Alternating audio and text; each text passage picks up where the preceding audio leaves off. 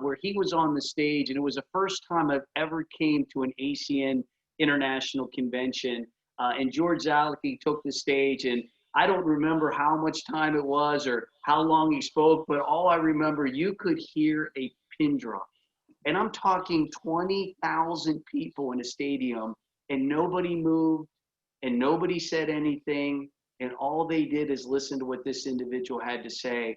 And I knew that day, and I'm telling you this on behalf of myself and all the leaders, but that day, here's what I said. I don't have to do any more research. If this man said yes to this opportunity, he could do anything he wants. And if he's saying this is where he's going to be, then I'm going to do what this man has done and, you know, join this company. And I am so thankful for all of the information he's given all of us over the years, and him agreeing to be on here today. He's built a global business. He's an author. You see some people hold his book up, Straight Talk. I listen to his audios literally every single day. He is by far one of the greatest personal development coaches that not only coaches, but does. And there's a big distinction between the two. There's a lot of people that coach, but very few, if any, have done what this man has done. So, George, we thank you for being on here tonight. Let's show George our appreciation. Let's give him a round of applause, and let's turn the call over to George Zalucki, everybody. Well, thank you very much, Patrick. The first thing I'd like to do is send a prayer down to your brother for a speedy and healthy recovery. You know, many years ago, about 18 years ago, I went through something very similar. And I know the anguish and the pain and what it does to you as a person who's an aspiring person, a motivated person, and you run into something like that. So I just want us to all think tonight of a great leader and a great friend to me, and get well. Get well, buddy, get well. Okay, well, here's what I'd like to do. I want you, each one of you, to imagine that you're sitting with me tonight, one-on-one.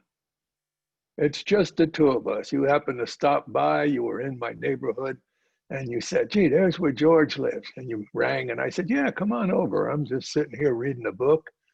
Come on in.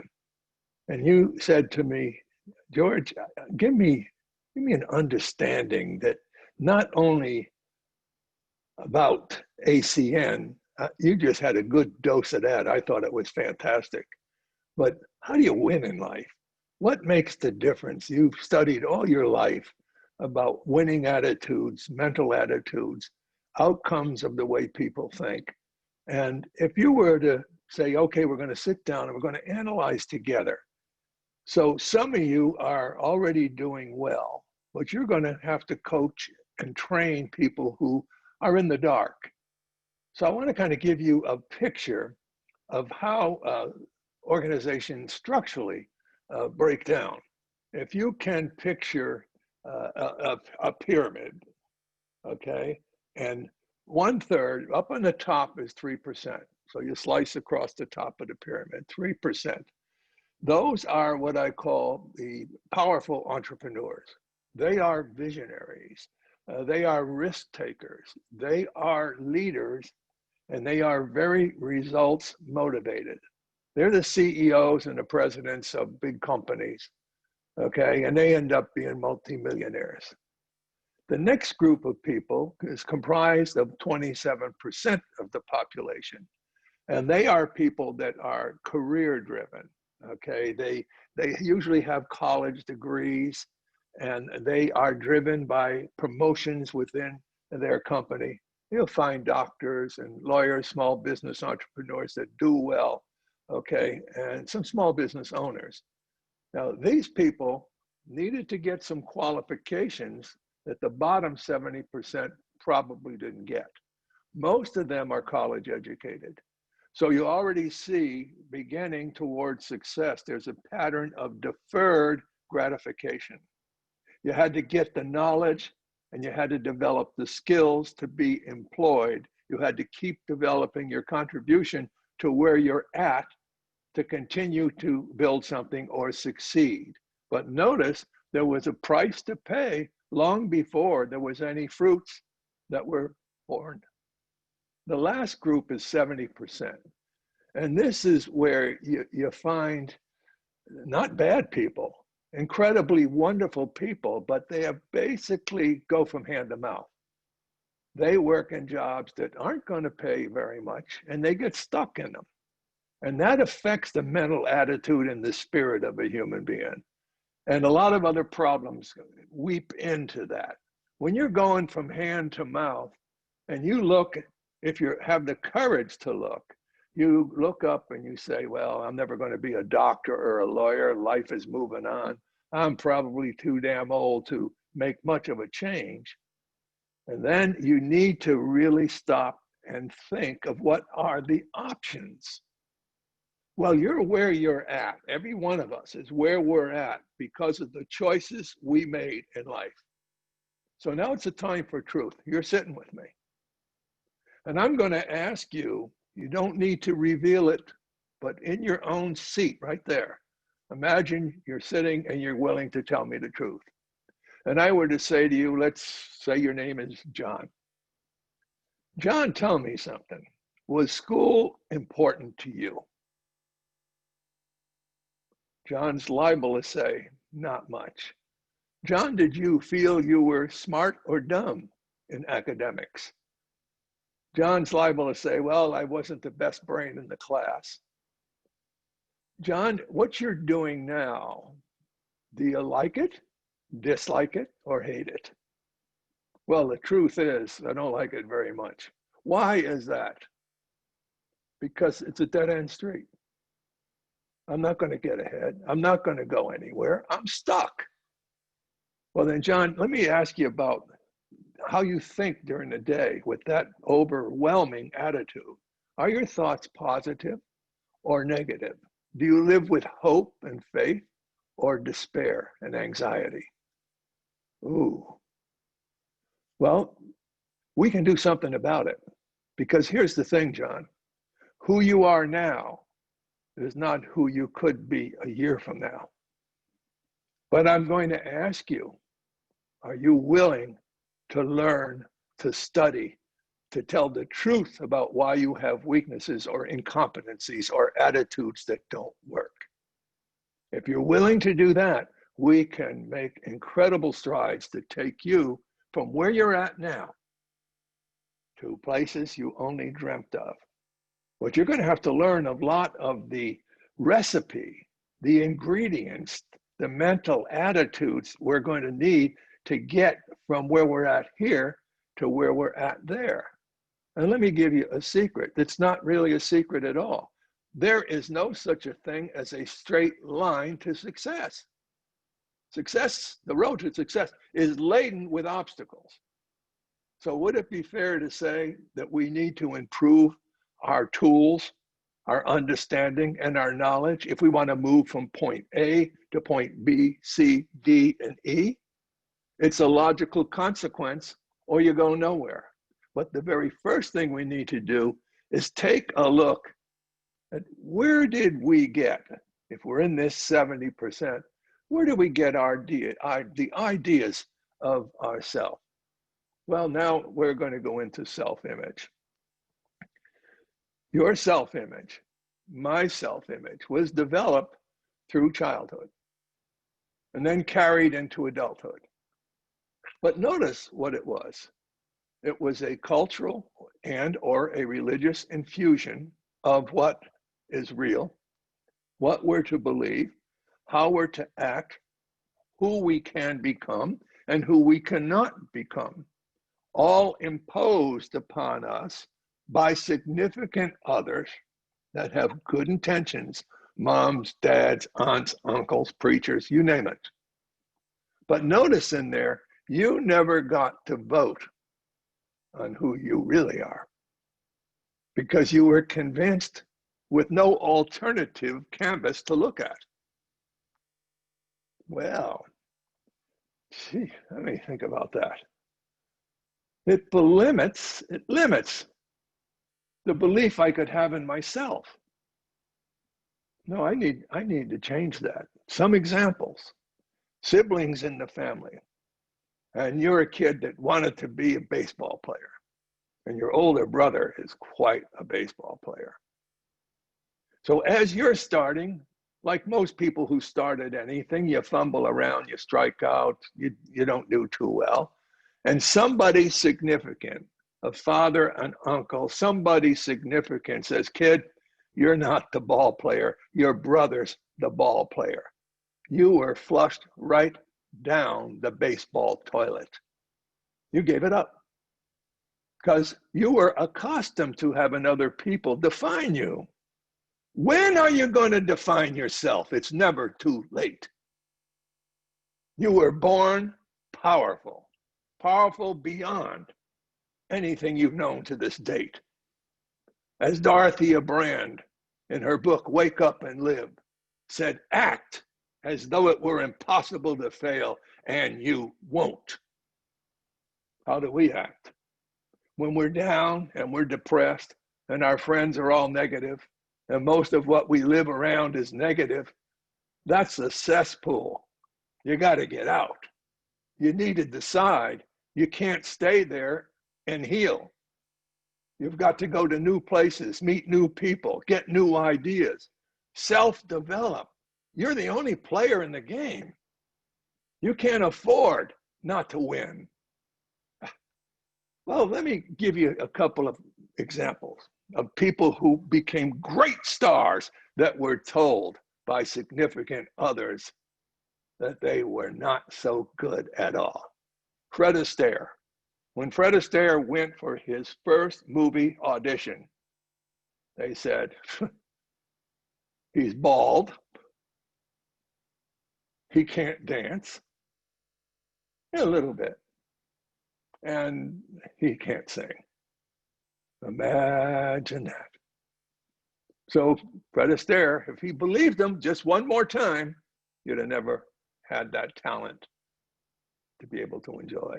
The next one is Vince Lombardi, the legendary football coach. You know what he was told?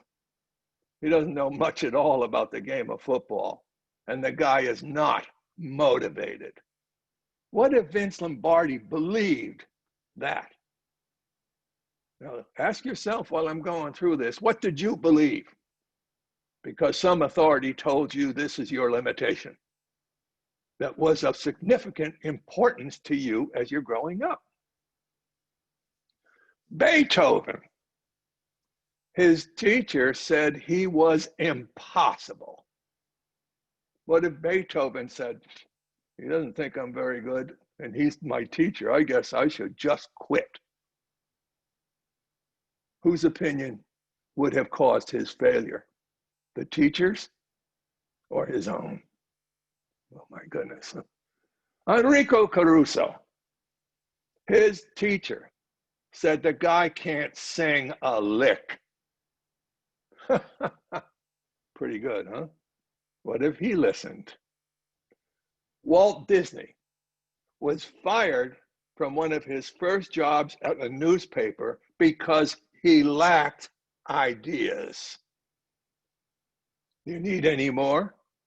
I could make a list and a list and a list. The difference is they didn't buy it.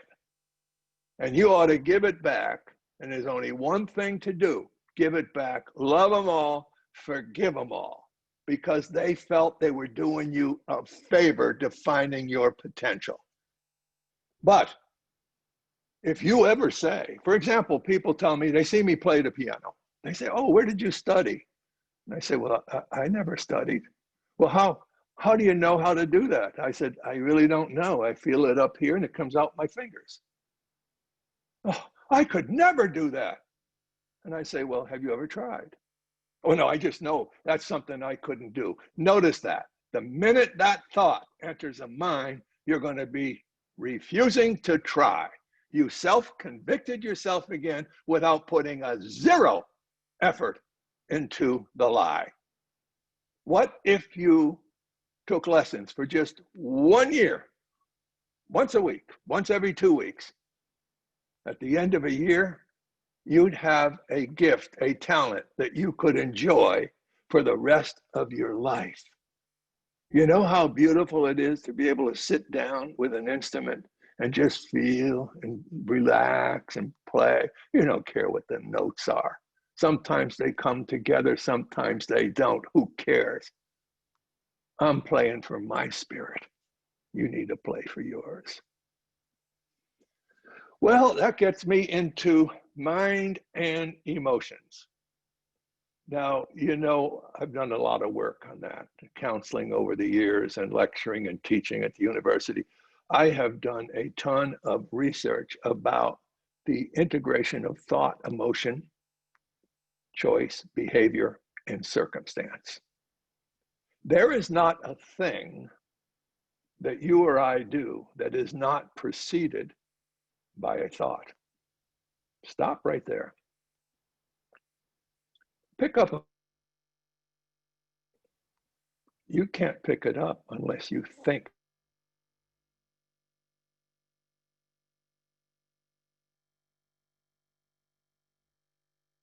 To do it. The mind is so powerful. We're still discovering the potential of the human mind. Dr. William James, who is the father of American psychology, was asked the question, in your lifetime, what was the greatest contribution to your discipline? To which he answered, listen closely, that a human being can alter the circumstances of their lives by altering their attitudes of mind. Their attitudes of mind change your thinking, and you can change your circumstance. And we just go through life not even focusing on the nature of our thoughts, where they're going, where they're taking us. And that's the creative tool we have to live our lives. We think a thought, it evokes a feeling. We then interpret what's going on. We attach themes to it, project it. Over time, we build our habits from the nature of our continuous thoughts. Those together in a row create the circumstance you call your life. The one you're in right now, sorry to tell you, without blaming anybody, you created it. You participated in every decision you've made. So have I, so has everybody else. But do you think they're teaching this to kids in school today? No, they're not teaching it. Oh, it's too deep. It isn't too deep. It's the wisdom of the ages. As you think, so shall you become. Solomon, unless we dream, we perish. What's that about? The dream is a goal. It's something we aspire to have, something we aspire to perform or complete or create. And unless we dream, we perish. We're designed to move forward, not backwards. And we're certainly not designed to stay stagnant, flatline while we're still alive. Mind and emotion. So you have the conscious mind and you have the unconscious mind. I teach them as the thinker and the prover. The thinker is the conscious mind. The prover is the unconscious mind. How does it work? The thinker thinks, conscious mind. The prover proves, unconscious mind. What does the prover prove? The prover proves what the thinker thinks. There's the creative connection. Cause and effect. Every thought is a cause of some effect. Thinker and prover. Sowing and reaping. Oh, yeah. Effective use. We're talking about mind and emotions. Effective use of emotions is the primary reason for winning or losing. Wow. Let's take worry, for example. A lot of people are worriers. Worry is something usually kind of has two sides to it. If we look back, okay, we can't change a minute of it. We can't change a circumstance that already happened. We can only look at it as a teacher and confront and deal with the moment we're in to move forward. So worry is it's tough stuff. You got to accept that you can't do anything about it. And you've got to look forward the things you can do to leave it back there. What it's like is picture yourself sitting in your automobile and you got the wheel and you're driving and you've got two rear view mirrors and you've got your front huge mirror. Looking back through those little mirrors that where you can't do anything about, looking forward is where you want to focus. You want to look forward. You see, the future, it's a form of possibilities. The past is a reflective form of memory. The line between here is two polars, failure and depression, worries and anxiety. Mistakes, depression, worry, anxiety. What a way to live. So what you need to do is simply say, I'm going to work on using my emotions effectively. I'm not going to get run like stimulus and response, Pavlov's dog. That makes me mad every time you say. That doesn't make you mad. The thoughts you have about the event are making you mad. Change the thoughts. Become the wind. Let them fly by you without attaching to you. Wow. The law of attraction. Positive attracts positive, negative attracts negative, especially in the nature of human thought. Think about your emotions. Ask yourself what kind of an emotional person you are and why. Why does something make you so mad? Do you ever look at your disordinate need to control others? That's a very, very dangerous place to play if you want to have a good relationship. You're not in control. Most of the people who try to control others have a great deal of problem controlling themselves. They just don't recognize it. So mind and emotions is a place where you have to integrate the nature of your thoughts and align them with the outcome you want and get away from the negative thoughts. Now let's talk about that word we all seem to have a terrible problem with. It's called goals. Goals, oh my goodness. And then the teacher will say, write them down. Why? Because if you don't have goals written, no wind will get behind you to take you in the direction you haven't given. It's a reminder, it's a constant. It forces you to see your lies should you deny your commitments. Oh, we're very clever. We never want to put ourselves in any box that we know we could be revealed as weak, incompetent, and not good enough. So we avoid it. Personal improvement goals are essential if you want to achieve a goal. Because if you want something, materially, a better house, a bigger car, money in the bank, retirement, if you want something you don't presently have, you obviously up to this point haven't figured out how to get it. And what you really realize, whether you like it or not, is you lack the knowledge and the skills, and you're going to have to do some things that maybe you didn't like doing, like study and read and attend seminars and get on calls like this. Oh boy, you mean all my negative friends just disappear? You don't have to dislike them, but you don't have to listen to them from the same place anymore. You know, never, never, never wait to feel motivated to do the task that's required in order for you to succeed. That is one of the #1 failures of people who quit and people who fail. Motivation is an emotion. It's a feeling. Sometimes it's there and sometimes it is not there. The winners don't give a damn if it's there or not there. They have the discipline of action. Oh, when I'm motivated, I'm so fired up, I could do anything. What happens when you don't have the emotion? You better have something beyond the feeling of emotion, of motivation to get you to your goal, or you will fail because you're going to hit obstacles. You're going to be disappointed. You're going to have people promise to do all of this, and 3 weeks later, they don't even answer the phone. You're going to have people trying to tell your people this is a stupid idea. You need to be the light. You're the light of leadership. You have a dream, and you're going to fulfill that dream. Surrender to your purpose. To me, the most powerful word in human psychology and emotions is surrender.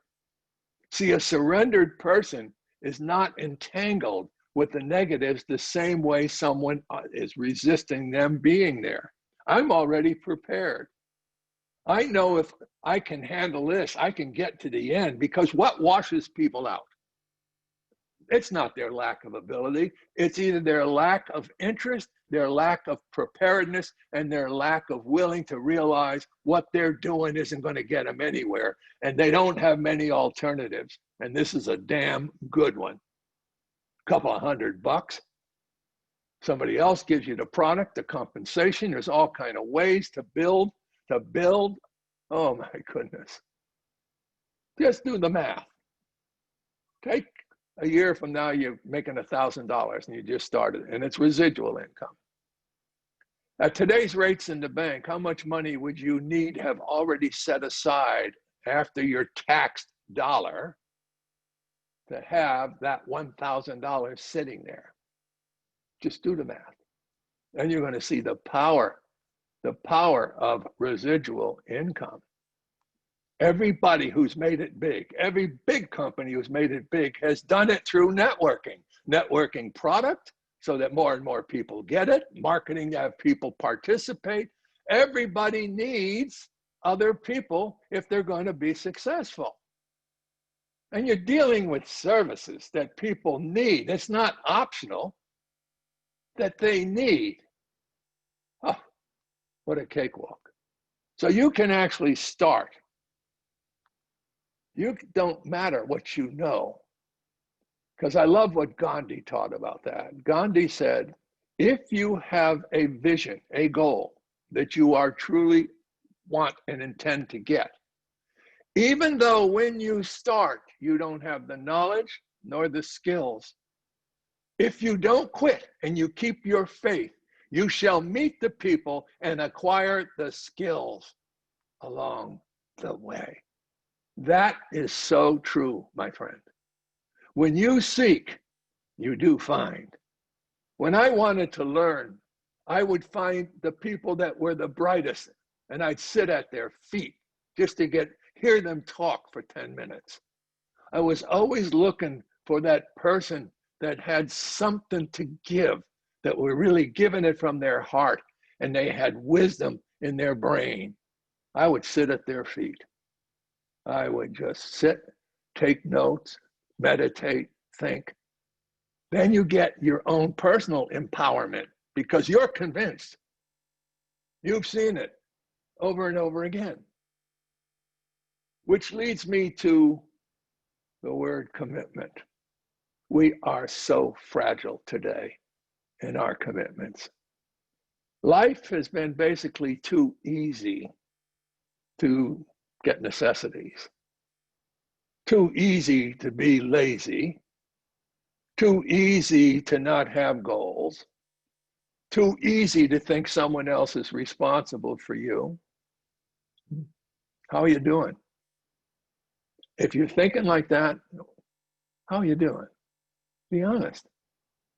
That's a miserable life, because we can only feel good when we're contributing something to our lives beyond ourselves.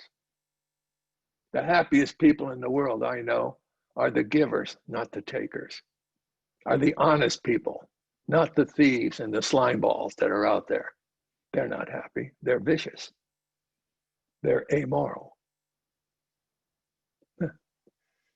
You see, if you surrender to your purpose, hear the words of Gandhi. It's going to come your way.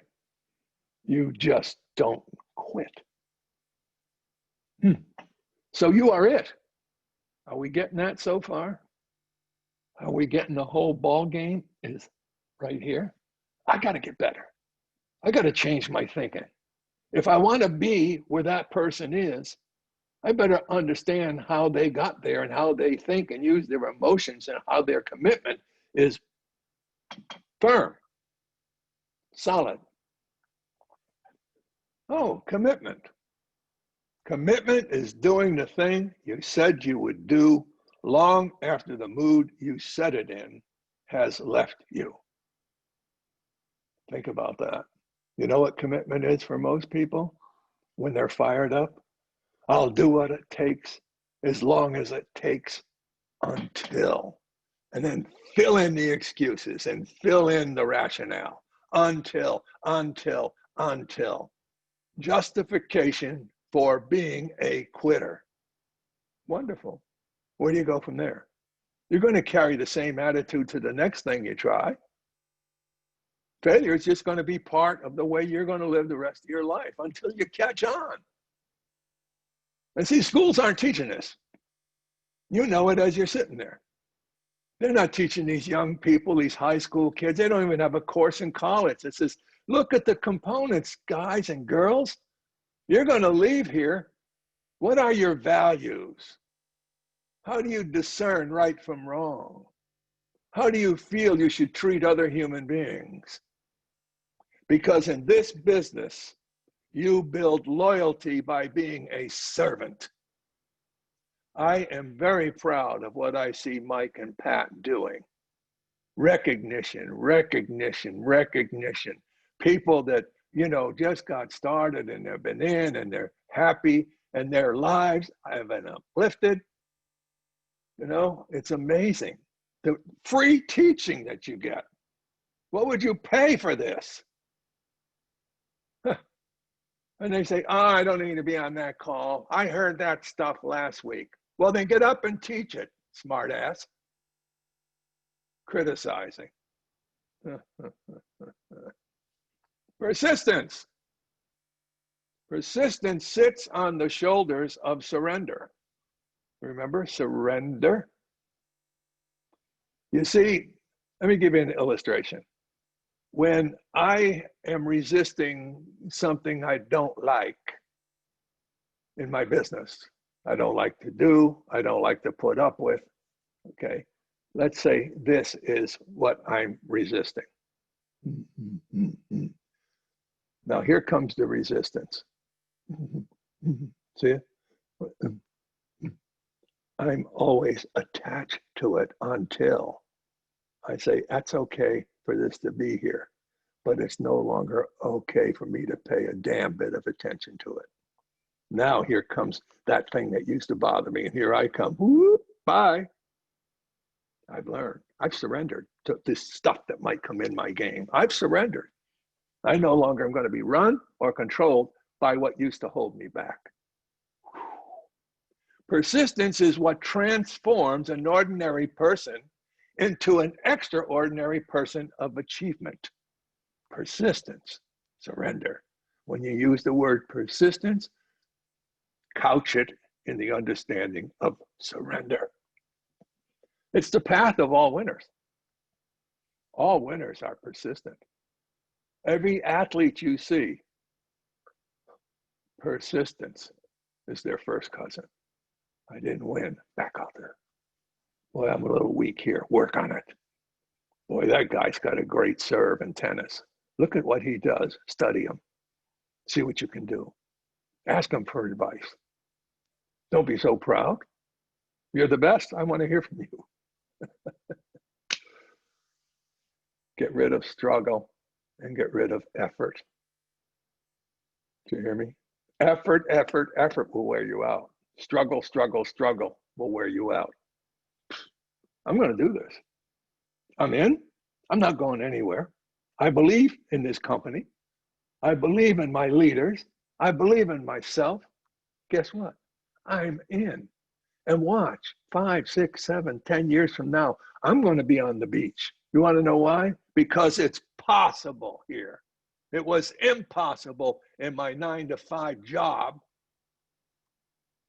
but it's possible here. And did it cost an arm and a leg? No. And did you have to figure out some great mathematical formula to do it? No. Are there products that everybody uses every single day? Yes, that's a godsend in business. But if you don't take it serious, shame on you. But don't ever say you didn't have a great opportunity. You need to understand if you're not digging in. And even those of you who are in, you could do 10 times more. Because I'll caution you about another thing. It's called the 80-20 rule. 80% of most people's activities are on doing things they like to do, even in building a business. And they only put 20% on the tough things that are required to get you there. Flip it. Flip it. Put the time and effort in building you. Build you as you go along. Keep building you. Listen to tapes. Read the books. Get the knowledge. I mean, I have people around the world that are out there teaching thousands of people from the time we spent together, mentoring and teaching and listening. Some of them are presidents of companies. I've been at this for over 50 years. And I care. I care a lot about ACN. The 4 men that put it together, try to be them. Instead of judging anything, try to be them. I know where their heart is. They have the heart of competitors with integrity, with honor, and with enormous caring for those of us out here in the field. Simply stay in the game. You'll be victorious. I want to talk about faith and self-belief. Again, keep your faith, just surrender to your purpose. Don't resist what comes. Act as though it is impossible to fail. I want you to sit with that thought for a minute. How would you really act if you felt it was impossible to fail? Just a matter of time, you're a winner. Act as though it were impossible to fail. Well, it will illuminate the right path for you to travel. It will introduce you over time to the correct people that will be rowing the boat in your direction. And you will, as Gandhi said, obtain all the tools and the knowledge along the way. There is nothing stronger than belief and faith. I hold it dear. I've witnessed it for so many years in so many circumstances. Without belief, we're weak. With faith, we are powerful because the fuel doesn't come from us. It comes to us. It's a big difference. At the time, well, the only time we have to do anything, listen closely, is the moment we are in right now. Did you hear me? People who learn to live life in airtight compartments get a lot more done. They respect it. We live as though, we'll get around to it. I wish I could manufacture round to it. Boy, would we have a winner. Everybody's doing it when they want to get around to it. No, you just do it. Respect time. Be here now. Be present. And I used to do all-day seminars. I used to tell people, I'm going to ask you to do the hardest thing you have done in years. I'm going to ask you to stay in the room with me. Shut off your phones. Quit your sidebar conversations. Why don't you learn how to listen? I'm not here to waste my time. I'm here to serve you. You can take it or leave it, but you're better off, I think, if you listen. Oh, Be here now, present. If you're here tomorrow, all you have is one more now to make it happen. Bing, bing, bing, bing, bing. Seconds of time is your life. That's what you travel on. How do you use it? Respect it. And to me, the final thing that, oh, I can't leave without talking about this, love. Love, it really is the connecting cement of everything we see in ourselves that's good and what we see in the world that's good. I make an exercise in the morning that when I wake up, I go sit outside and I meditate for a while, but I take in nature, the smell of the leaves, looking at the flowers, gazing at the trees, looking at the skies and the clouds, and I am amazed, absolutely amazed. All of this is here for you and I to enjoy. And we seldom take the time to just be quiet and appreciate. Appreciation for human beings is probably the greatest motivator in human motivation. When I say sincerely, I thank you and mean it, that's power. It lights up the interior of the person receiving the gift. When I say I love you, I want you to feel it. And you know, but you can't sell something you do not possess. So love yourself. Understand you are a unique, special human being. Declare your birthright all over anew. Decide you're through. You're through being pushed around. You're going to be a person of love. Be a light in this world that needs it so desperately. Be a light. Let it shine. And I guarantee you the happiest people I know are like that. They care. They've made their decision. I'm for goodness, integrity, honesty, and most of all, I'm for love. We're designed for it. We were made for it. Even our biology and neurology harmonizes when we come from love and peace. And when we live with hate and bitterness and resentment and anger, our biological conspires against our well-being. Choose love. You'll never be sorry. God bless all of you. Thank you for being in my home tonight with me. And may you have the best of the future with your loved ones, your family, your neighbors, and your friends. Keep on shining that eternal light that is in all of us. Good night. Wow. Thank you so much, George. I know how moved everybody is here tonight, getting a chance to spend some time with you. We want to thank you. Everybody here tonight wants to thank you. I know that we'll turn the chat back on so that they can leave a message just to let you know how much we appreciate you, all that you do. Matter of fact, Melissa has a slide if you could pull up. George has been a part of my life since the day I met him. I know some of you may be meeting him for the first time. You want to take George home with you. He has an amazing book. He has amazing audios. Here's how you can get a hold of George and all his information. As the chats are exploding right now, George, we got everybody is nonstop with thanking you. But I want to let you know right there is the way. And if we could just let you know that his audios, his books, his teaching, his coaching is literally helped literally tens of thousands of people, including us here tonight, live a better life, to be a better parent, to be a better neighbor, to be a better leader, and to be a better friend. So thank you, George, again.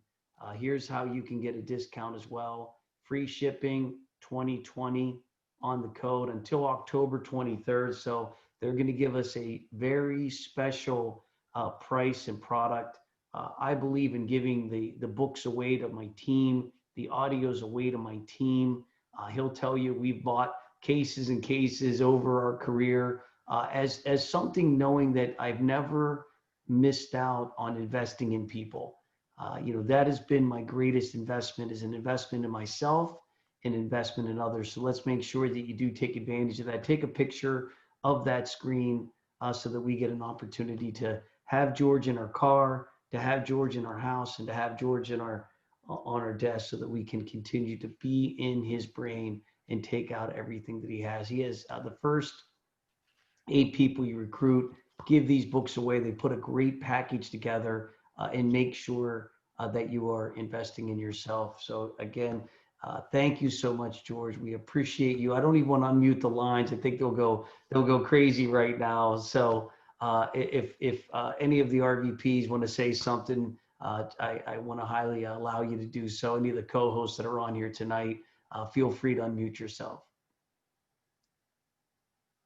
George, 15 years ago at my first national convention, I heard you speak, and just like Patrick was saying earlier on, like, I knew that this is where I was planting my flag the minute that I saw you speak, and been listening to your audios, watching your YouTube videos, and reading your books for years. So from my wife and I, from the bottom of our hearts, thank you so much for the impact you've had on all of us.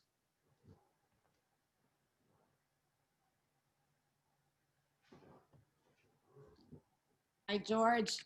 Good evening. My name is Dr. Mark Cordero, and this is my husband, Ricardo Cordero. We're regional vice presidents as well in ACN. I met you a few years back at the international convention. You were having a good Cuban cigar in the lobby of the hotel. And I approached you and your wife, and I told you I moved to the United States in 2006 when I was 20 years old. I started painting faces in the streets of San Francisco for $25 per face, and I moved to New York, and I saw ACN, and I saw you on my convention, and it completely changed my life. And I want to thank you. I'm in ACN now for 6.5 years, and we're regional vice presidents, and I met my husband in ACN as well, and I want to thank you from the bottom of my heart. And George, I'll tell you, when I got started in ACN, my mentor at the time gave me the greatest gift, not just for my ACN business, but for my life. He handed me a CD of Profile of a Champion. And I listened to that CD in my car until it started skipping in the tape, in the CD player. I literally, and people would ask me, hey, can I borrow that? I looked at them like they were crazy. Can you borrow it? Like, this is like my Bible. And I'll tell you, I just listened to it hundreds of times that I can recite that whole CD.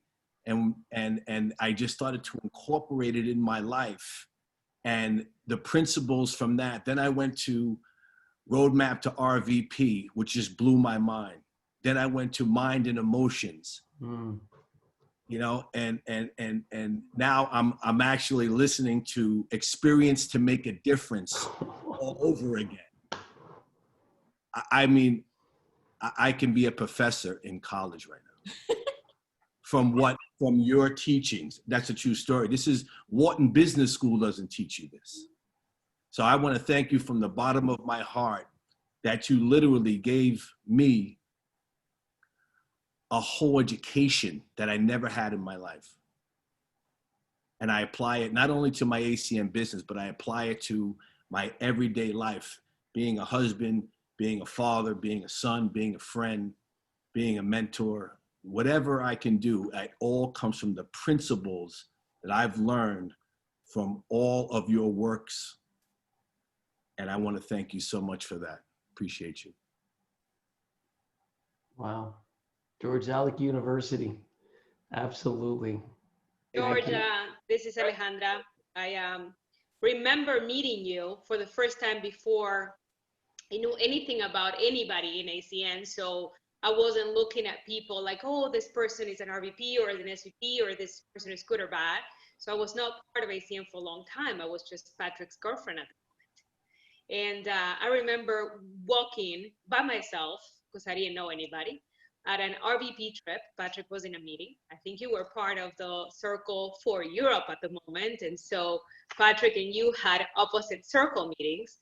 So Patrick was doing a circle meeting, and I'm walking around at a hotel. I don't remember what beautiful beach around the world that ACN is being so generous to take us to. And you were sitting in a corner on couches with Eloise. And you may not remember, but I sat there, and just the friendliness that you asked me to sit with you guys and just talk with you, I thought to myself, it was probably one of my first trips. So I want to say it was probably Mexico. I don't know. It was one of my very first trips.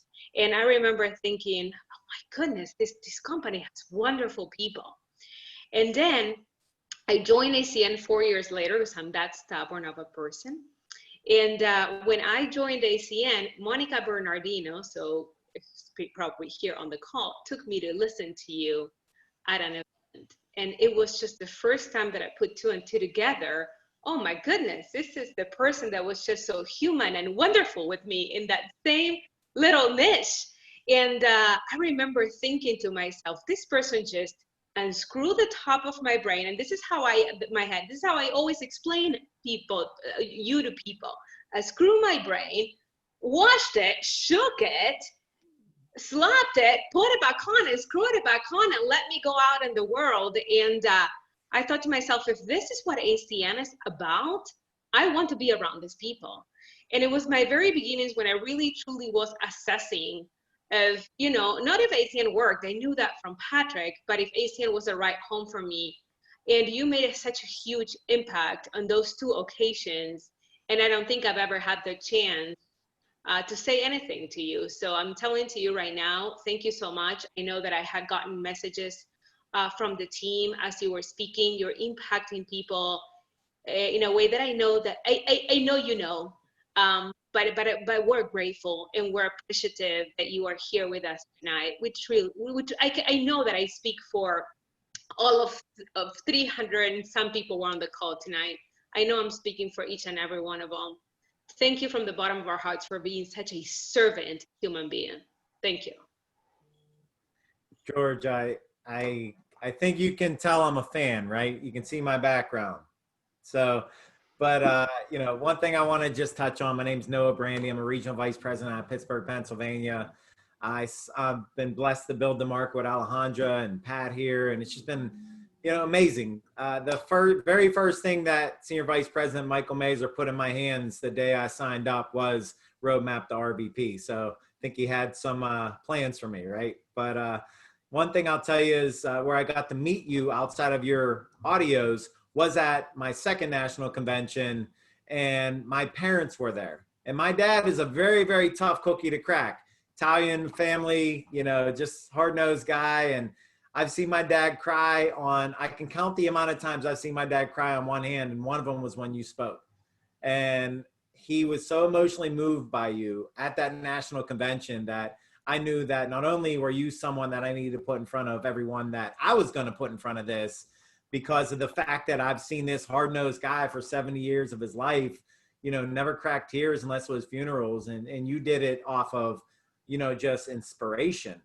So, I was just blessed to be able to have my parents there, and continue to put you and your teachings in front of my team. I'm just blessed to keep pushing this forward. And thank you so much for everything you do.